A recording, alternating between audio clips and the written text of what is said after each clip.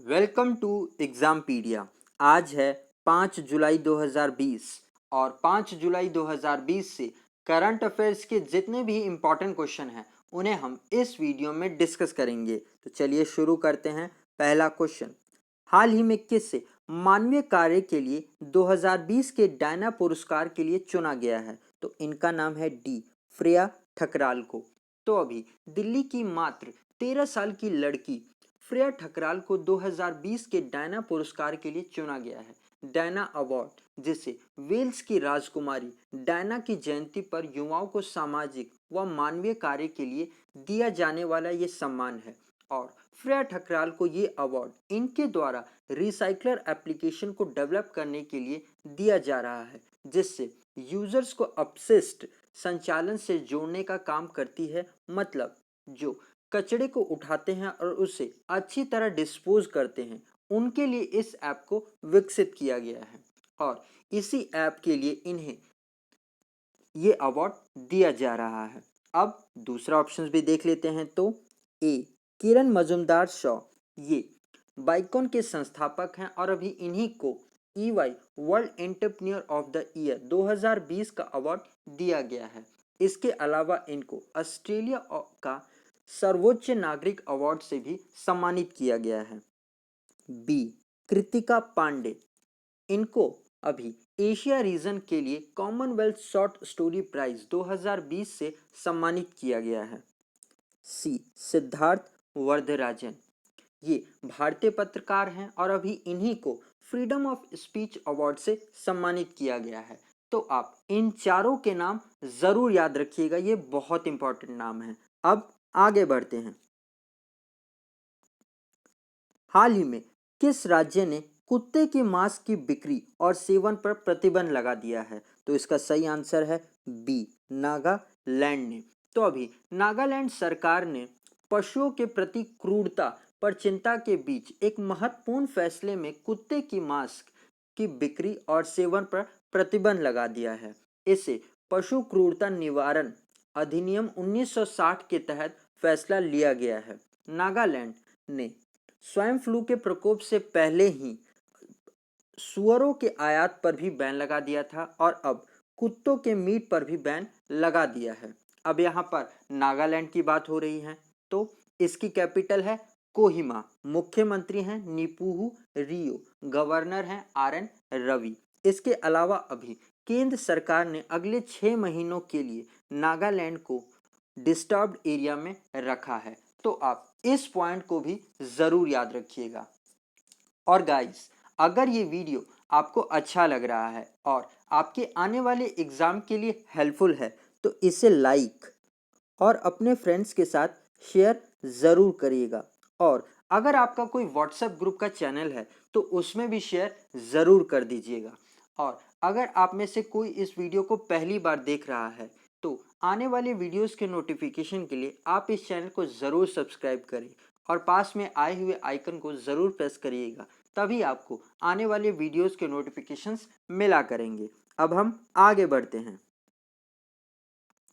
हाँ, हाल ही में आत्मनिर्भर भारत ऐप इनोवेशन चैलेंज का शुभारंभ किसने किया है? तो इनका नाम है ए नरेंद्र मोदी जी ने। तो अभी प्रधानमंत्री नरेंद्र मोदी जी ने 4 जुलाई को ही स्टार्टअप्स और टेक कम्युनिटी के लिए आत्मनिर्भर भारत मिशन के तहत आत्मनिर्भर भारत ऐप इनोवेशन चैलेंज का शुभारंभ किया है। इस इनोवेशन चैलेंज में 2 कैटेगरीज हैं, जिसमें प्रमोशन ऑफ एग्जिस्टिंग एप्स और डेवलपमेंट ऑफ न्यू एप्स हैं।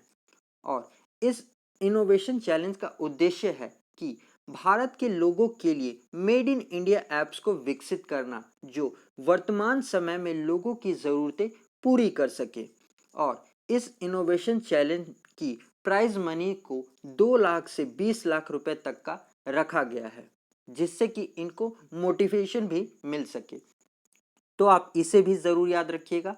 अब हम आगे बढ़ते हैं। किस संस्थान ने यूनिसेवर नामक एक कीटाणु शोधन बॉक्स विकसित किया है जिसका उपयोग कोरोना वायरस के खिलाफ किया जा सकता है? तो इसका सही आंसर है डी IIT रुड़की के संस्थानों ने। तो अभी आईआईटी रुड़की के शोधकर्ताओं ने एक कीटाणु शोधन बॉक्स विकसित किया है जिसका उपयोग व्यक्तिगत सामान, चिकित्सा उपकरण, पीपीई किट, कपड़ों आदि के लिए किया जा सकता है। इसका नाम यूनिसेवर रखा गया है। अब यहाँ पर आईआईटी की बात हो रही है तो हम दूसरे ऑप्शंस भी देख लेते हैं। तो ए, आईआईटी कानपुर ने एक टीचिंग सेटअप मोबाइल मास्टर जी को लॉन्च किया है और अभी कोरोना वायरस महामारी से लड़ने में मदद करने के लिए प्रतिदिन 25,000 मास्क के उत्पादन करने की भी घोषणा की है। बी, आईआईटी बॉम्बे ने अभी ध्रुव नामक चिप को विकसित किया है और क्रोनोटिन ऐप को भी लॉन्च किया है और एक डिजिटल स्टेटोस्कोप आयुष सिंक नाम से भी लॉन्च किया है जिसके लिए इसे पेटेंट भी दिया गया है। सी, आईआईटी गुवाहाटी ने अभी फ्लाइजी नामक एप्लीकेशन को विकसित किया है। डी, आईआईटी रुड़की के प्रोफेसर्स ने एक सॉफ्टवेयर विकसित किया है जो एक्सरे के इस्तेमाल से 5 सेकंड में कोविड-19 का पता लगा सकता है। तो आप इन चारों पॉइंट्स को जरूर ध्यान रखिएगा। अब हम आगे बढ़ते हैं। निम्नलिखित में से किसने भारतीय सेना के जवानों के बाद दिल्ली के नए सरदार वल्लभ भाई पटेल कोविड-19 अस्पताल के विभिन्न वार्डों के नाम तय किए हैं? तो इसका सही आंसर है बी, डीआरडीओ ने। तो अभी डीआरडीओ ने जून 2020 में गलवान घाटी संघर्ष में अपनी जान गंवाने वाले भारतीय सेना के जवानों के नाम पर दिल्ली के नए सरदार वल्लभ भाई पटेल कोविड-19 अस्पताल के विभिन्न वार्डों के नाम तय किए हैं, जिसमें केंद्र सरकार ने कोविड-19 मरीजों के लिए 1000 बेड्स की व्यवस्था भी की है और इन अस्पतालों के आईसीयू और वेंटिलेटर वार्ड्स को कर्नल बी संतोष बाबू वेद के नाम पर रखा गया है। तो आप इस पॉइंट को जरूर याद रखिएगा, ये बहुत इंपॉर्टेंट क्वेश्चन है। अब हम आगे बढ़ते हैं। हाल ही में किस राज्य में पुलिस ने बढ़ती आत्महत्याओं की घटना को नियंत्रित करने के उद्देश्य से एक हेल्पलाइन सेवा को शुरू किया है? तो इसका सही आंसर है बी, मध्य प्रदेश में। तो अभी मध्य प्रदेश के पुलिस डिपार्टमेंट ने बढ़ती आत्महत्याओं की घटनाओं को नियंत्रित करने के उद्देश्य से एक हेल्पलाइन सेवा को शुरू की है। इस हेल्पलाइन सेवा का उद्देश्य है कि किसी भी तरह से पीड़ित व्यक्ति की मदद करना और इस हेल्पलाइन सेवा का नाम रखा गया है आसपास, जिसका मतलब है व्यस्थित, परेशान या उदास व्यक्ति अकेला महसूस ना करे। अब यहाँ पर मध्य प्रदेश की बात हो रही है तो इससे जुड़े कुछ करंट अफेयर्स के पॉइंट्स भी जान लेते हैं। तो अभी मध्य प्रदेश में निष्ठा विद्युत मित्र योजना को शुरू किया गया है और अभी कक्षा 5वीं की ऑनलाइन क्लासेस तक को बैन कर दिया गया है और अभी श्रम सिद्धि योजना को भी यहीं पर शुरू किया गया है। बुखार क्लिनिक सेवा को भी शुरू किया गया है, दीदी वाहन सेवा को भी शुरू किया गया है और रोजगार सेतु योजना को भी मध्य प्रदेश में ही शुरू किया गया है और भारत में पहली बार एफआईआर आपके द्वार योजना को भी मध्य प्रदेश में ही शुरू किया गया है और मध्य सरकार ने पुलिस कर्मियों को कर्मवीर पदक से सम्मानित करने की घोषणा भी की है और चरण पादुका पहल को भी मध्य प्रदेश में ही शुरू किया गया है और थैंक्स मॉम वृक्षारोपण अभियान भी मध्य प्रदेश में ही शुरू किया गया है और अभी मध्य प्रदेश के इंदौर शहर में कोविड-19 के रोकथाम के लिए येलो डस्टबिन भी लगाए गए हैं। तो आप इन पॉइंट्स को भी जरूर याद रखिएगा। और अब यहाँ पर मध्य प्रदेश की बात हो रही है तो ये रहा मध्य प्रदेश का मैप। इसकी कैपिटल है भोपाल, जहां पर देश का पहला ई वेस्ट क्लिनिक खोला गया है। मुख्यमंत्री हैं शिवराज सिंह चौहान, इंतरिम गवर्नर बन गई हैं आनंदीबेन पटेल और लेकिन इनके गवर्नर हैं लालजी दास टंडन। और यहाँ पर कई इंपॉर्टेंट नेशनल पार्क्स भी हैं जिनके नाम है Bandhavgarh national park, Kanha national park, Panna national park, Satpura national park, Madhav national park, Pench national park, Van Vihar national park और संजय नेशनल पार्क। तो आप इन पॉइंट्स को भी जरूर याद रखिएगा। अब हम आगे बढ़ते हैं।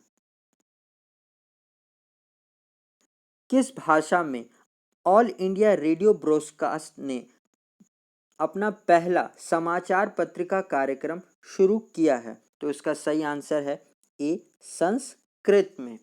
तो अभी ऑल इंडिया रेडियो ब्रॉडकास्ट ने 4 जुलाई को ही संस्कृत में अपना पहला समाचार पत्रिका कार्यक्रम प्रकाशित किया है।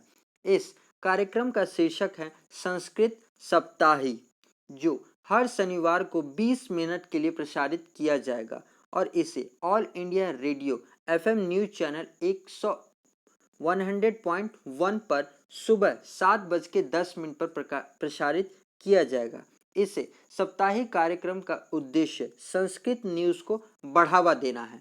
तो आप इस क्वेश्चन को जरूर याद रखिएगा। अब हम आगे बढ़ते हैं। हाल ही में किस बैंक ने जिप ड्राइव नामक ऑनलाइन तत्काल ऑटोशन सुविधा शुरू की है? तो इसका सही आंसर है डी, HDFC बैंक ने। तो अभी HDFC बैंक ने जिप ड्राइव नाम से ऑनलाइन इंस्टेंट लोन सुविधा को शुरू किया है और इस योजना के तहत मात्र 10 सेकंड में व्हीकल लोन को दिया जाएगा। अब यहाँ पर बैंक की बात हो रही है तो दूसरे ऑप्शंस भी देख लेते हैं। तो ए, ICICI बैंक ने अभी Insta loan against mutual fund सुविधा को शुरू किया है। बी, बैंक ऑफ बड़ौदा ने अभी अपनी ऑनलाइन प्रोसेस को पूर्ण रूप से डिजिटल बना दिया है। सी, यस बैंक ने अभी युवा पे नामक अपनी डिजिटल मोबाइल एप्लीकेशन को लॉन्च किया है। अब क्वेश्चन में बात HDFC बैंक की हो रही है तो इसकी स्थापना 1994 में हुई थी। इसका हेडक्वार्टर मुंबई में है और इसके MD CEO हैं आदित्य पुरी और इस बैंक की टैगलाइन है हम है ना ख्याल आपका। इसके अलावा अभी इसने हैशटैग हम हार नहीं मानेंगे नामक सॉन्ग को जारी किया था और सीनियर सिटीजन्स के लिए सीनियर सिटीजन फिक्स डिपॉजिट योजना को भी शुरू किया था। तो आप इन पॉइंट्स को भी जरूर याद रखिएगा। अब हम आगे बढ़ते हैं। हाल ही में कब सहकारी समितियों का अंतर्राष्ट्रीय दिवस मनाया गया? तो इसका सही आंसर है सी, 4 जुलाई को। तो हम 4 जुलाई को अंतर्राष्ट्रीय सहकारिता दिवस यानी इंटरनेशनल डे ऑफ कोऑपरेटिवनेस को मनाते हैं, जिसे हर साल जुलाई के पहले शनिवार को मनाया जाता है। इस दिन का महत्व सहकारी समितियों, समाज और दुनिया में इनके योगदान के बारे में जनता में जागरूकता लाना है, जिसकी इस साल की थीम है कोऑपरेटिवनेस फॉर क्लाइमेट चेंज। तो आप इसे भी जरूर याद रखिएगा। अब हम आगे बढ़ते हैं। हाल ही में कल्याण ज्वेलर्स के पहले CEO के रूप में किसे नियुक्त किया गया है? तो इनका नाम है ए, संजय रघुरामन को। तो अभी संजय रघुरामन को कल्याण ज्वेलर्स का पहला CEO नियुक्त किया गया है। इनके साथ ही सेल नायर और अनिल नायर को भी डायरेक्टर पद पर नियुक्त किया गया है। तो आप इनके भी नाम जरूर याद रखिएगा। अब हम आगे बढ़ते हैं। तो गाइज, अगर अभी तक आप इस चैनल को लाइक और शेयर करना भूल गए हैं तो आप इसे ज़रूर लाइक और शेयर कर दीजिएगा। और अगर आप इस वीडियो को पहली बार देख रहे हैं तो आने वाले वीडियोस के नोटिफिकेशन के लिए आप इस चैनल को ज़रूर सब्सक्राइब करिएगा और पास में आए हुए आइकन को भी प्रेस कर दीजिएगा। और अगर आप इस वीडियो का PDF लेना चाहते हैं तो आप हमारे टेलीग्राम चैनल से जुड़कर ले सकते हैं। आज के लिए इतना ही। Thanks for listening.